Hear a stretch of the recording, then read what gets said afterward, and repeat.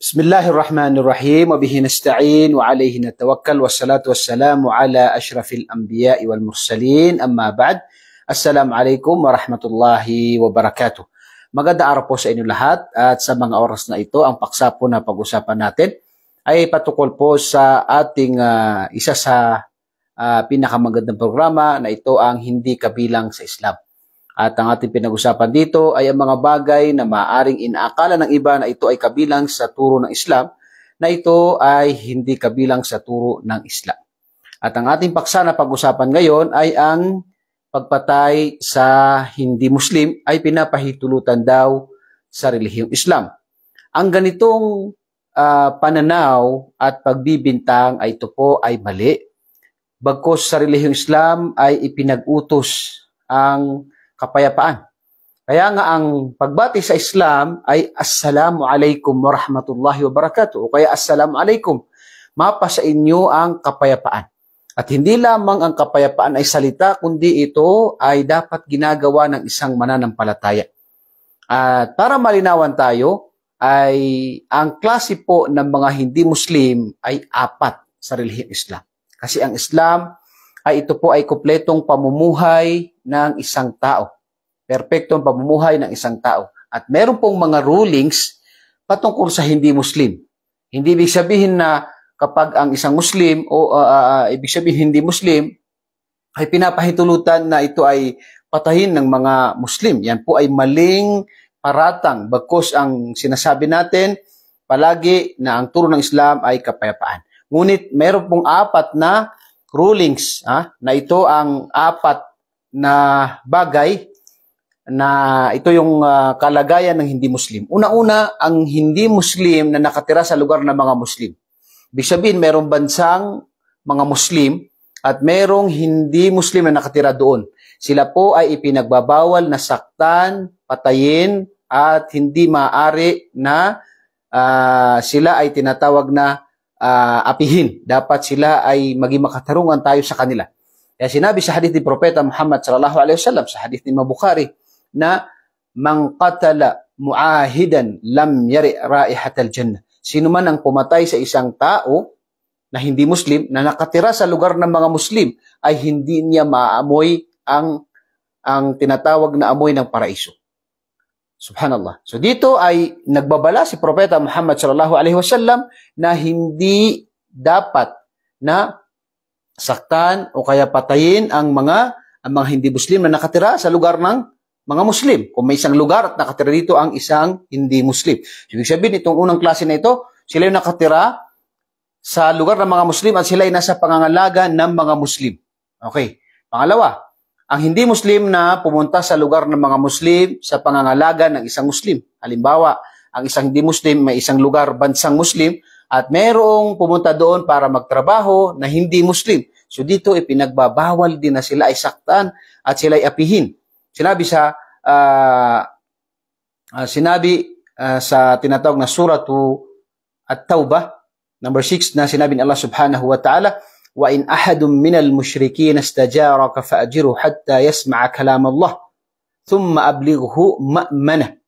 Dito sa aya na ito, sinabi ni Allah na kapag ang isang tao na hindi Muslim, siya ay siyang musyrik, na siya ay humingi sa iyo ng pangangalaga, fa'ajirhu, siya ay pangalagaan mo upang may parating mo sa kanya Islam, marinig niya ang Islam, ang turo ng Islam, hatta yasma'a kalam Allah thumma ablighu ma'manah. Ibig sabihin ay dapat ay pangalagaan mo siya.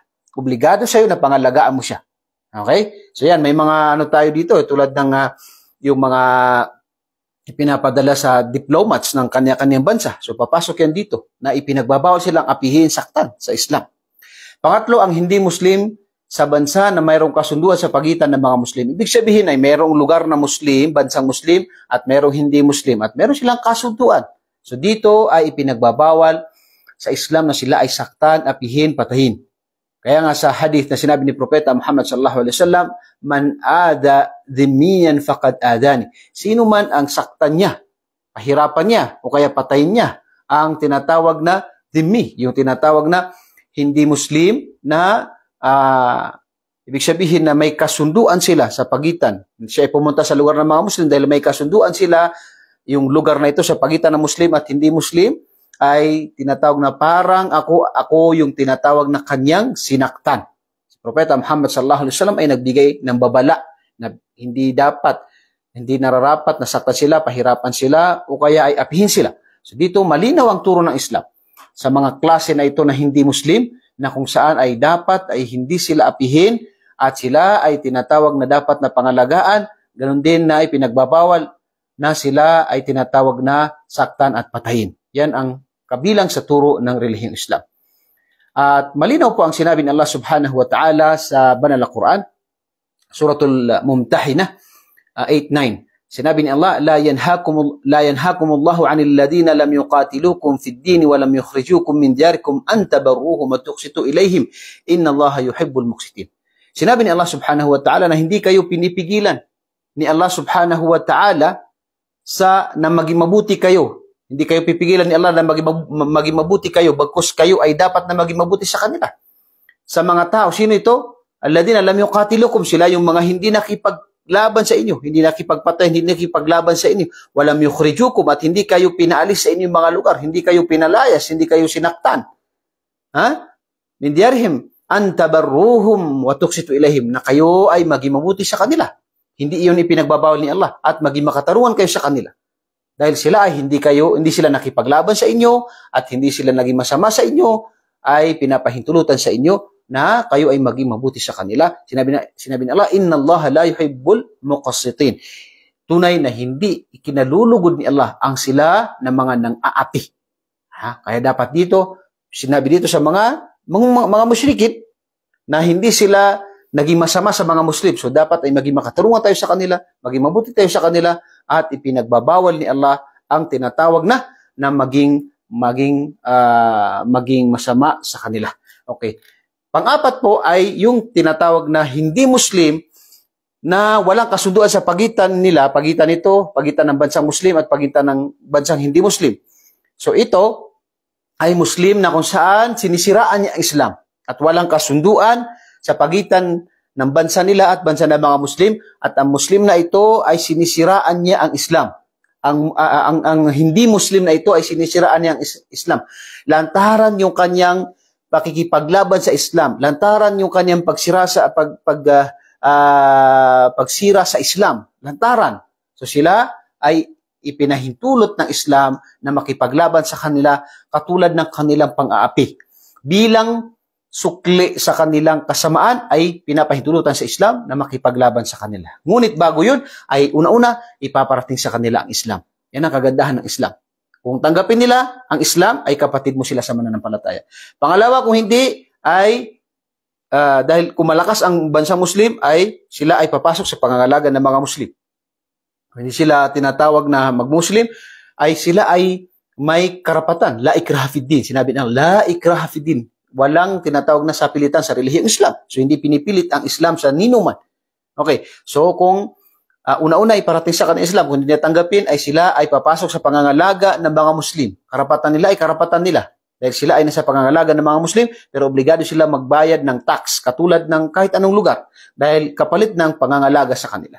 Pangatlo, kung hindi pa rin nila, ayaw nila, at gusto nila na makipaglaban sa mga Muslim, at ganun din na sila ng mga tao na ito ay lantaran ng kanilang pakikipaglaban sa Islam, lantaran ng kanilang paninira sa Islam, ay pinapahintulutan sa Islam na tayo ay makipaglaban sa kanila. Malinaw po ang sinabi ni Allah subhanahu wa ta'ala sa banal na Quran, Suratul Baqarah, وَقَاتِلُوا فِي سَبِيلِ اللَّهِ الَّذِينَ يُقَاتِلُونَكُمْ وَلَا تَعْتَدُوا إِنَّ اللَّهَ يُحِبُّ الْمُعْتَدِينَ إِنَّ اللَّهَ لَا يُحِبُّ الْمُعْتَدِينَ. At sinabi ni Allah na kayo ay makipaglaban, hindi pumatay. Walang sinabi sa Islam na kayo ay pumatay, hindi. Kayo ay makipaglaban para kay Allah. Sino? Sino na ito? Alladhina yuqatilunakum, sila na nakikipaglaban sa inyo. Sila na yung lantaran na nakikipaglaban sa inyo. Kayo ay sinasaktan, kayo pinapahirapan, pinapatay. Wala ta'tadu. At wag kayong mapaglabis. Ibig sabihin, maging makatarungan kayo kahit na nakikipaglaban kayo. Kahit na hindi mga Muslim, sa labanan, maging makatarungan ka pa rin. Paano? Huwag pumatay ng matanda, huwag pumatay ng babae, huwag pumatay ng bata, huwag pumatay ng mga pari, mga pastor, huwag pumatay. Subhanallah, napakagandang relihiyong Islam. Sino ang dapat labanin? Sila ng mga lalaki na lantaran ng kanilang paglaban sa Muslim at pagsira sa Islam. So pinapahintulot yan sa kanila. Sinabi nila, Inna Allah la yuhibbul mu'tadin, at katotohanan na si Allah ay ayaw niya. Hindi siya nalulugod sa mga tao na mu'tadin. Sila yung mga nang-api, sila yung lumalagpas sa kanilang limitasyon. Sila yung tinatawag na nagmamalabis. So dito ay malinaw ang sinabi ng Allah subhanahu wa ta'ala na pinahintulutan na makipaglaban sa kanila kung hindi nila tanggapin ang offer ng Islam sa kanila, yung tinatawag na ang Islam o kaya ay pangangalaga ng mga Muslim sa kanila, at patuloy pa rin sila sa kanilang pagsira sa Islam, ay pinapahintulutan na makipaglaban sa kanila. Sinabi ni Allah sa Surah Al-Anfal, wa in janahu lis-salmi fajnah laha wa tawakkal 'ala Allah innahu huwas samiul alim. Sinabi ni Allah na kung sila ay wa in janahu lis-salm, ay gusto nila ng kapayapaan, ayaw nila ng pakikipaglaban, ay fajnah laha, kayo ay pumayag ibig sabihin ay makipagkasundo kayo sa kanila ng kapayapaan. Yan ang turo ng Islam. Napakalinaw na turo ng Islam. Mali po tulad ng sinasabi ng iba. At katulad ng nabagit ko sa inyo, ang Islam po ay nagtuturo ng kapayapaan. Kaya sinabi sa isang hadith ni Propeta sallallahu alaihi wasallam, al-muslimu man salima al-muslimuna min lisanihi wa yadihi. Ang tunay na Muslim ay sila na payapa ang mga tao sa kanila, ang kanilang mga kapatid, mula sa kanilang mga dila at gawain. Ibig sabihin, yung hindi sila nang-api sa ibang tao. Yan ang tunay na Muslim. Yung dila niya, yung gawain niya ay payapa sa kanyang kapatid na manampalataya, at ganoon din sa ibang mga tao. Ganoon din na tinanong si Propeta Muhammad sallallahu alaihi wasallam kung sino ang pinaka mainam sa mga Muslim. Sinabi niya, man salima al-muslimuna min lisanihi yadihi. Yung mga payapa ang mga tao sa kanila. Yan ang katuruan ng Islam, napakaganda. At ganoon rin na sinabi sa hadith ni Propeta sallallahu alaihi wasallam, man hamala alaina silah falaysa minna. Sino man ang magdala sa amin ng sandata, armas, na ibig sabihin gusto nila makipaglaban sa amin o kaya magkaroon ng kaguluhan o kaya ay mang-api, ay yan ay hindi kabilang sa amin. Subhanallah. Dila, gawain ay pinagbabawal sa Islam na maging masama at manakit ng tao. Kaya nga yan ay napakalinaw na turo ng Islam na kung saan ay kapayapaan. At bilang panghuli sa Suratul Ma'idah, sinabi ni Allah subhanahu wa ta'ala, man qatala nafsan bighayri nafsin aw fasadin fil ardi faka'annama qatala an-nasa jami'a wa man ahyaha faka'annama ahya an-nasa jami'a. Sinabi ni Allah subhanahu wa ta'ala sa banal na Quran, man qatala nafsan, sino man ang pumatay ng buhay, aw fasadin fil ard, o kaya siya ay gumawa ng tinatawag na ng kasiraan sa lupa, faka'annama qatala an-nasa jami'an, ay parang niyang pinatay ang sangkatauhan. Subhanallah. Yan ang turo ng Islam. At pagkatapos sinabi niya na, waman ahyaha, at sino man ang binuhay niya, ang tao na ito, ay faka'annama ahya an-nasa jami'a. Dahil yan ay buhay. Mahalaga ito sa Islam, buhay yan. At dahil dito sino man ang pumatay na walang sapat na kadahilanan, ibig sabihin hindi karapat-dapat, ay ang kanyang kaparusahan ay para niyang pinatay ang sangkatauhan. At sino man ang bumuhay doon sa kanya, doon sa tinatawag na dapat iligtas siya, dapat na maging makatarungan sa kanya, at siya ay niligtas ng mga tao, ay para niyang binuhay ang lahat ng mga tao. So napakalinaw po ang turo ng Islam na hindi po pinapahintulutan ang pumatay ng hindi Muslim. At taliwas po sa sinasabi ng mga tao na naninira sa Islam o kaya yung ibang pananaw ng ibang tao sa Islam. Malinaw po ang turo sa Islam, mula sa salita, gawain, ang turo ng Quran, ang turo ng Islam ay kapayapaan. Ngunit sa mga tao na nang-aapi sa relihiyong Islam, malinaw ang kanilang paninira sa Islam, malinaw ang kanilang paglaban sa Islam, ay pinapahintulutan sa kanila ng Islam na makipaglaban sa kanila.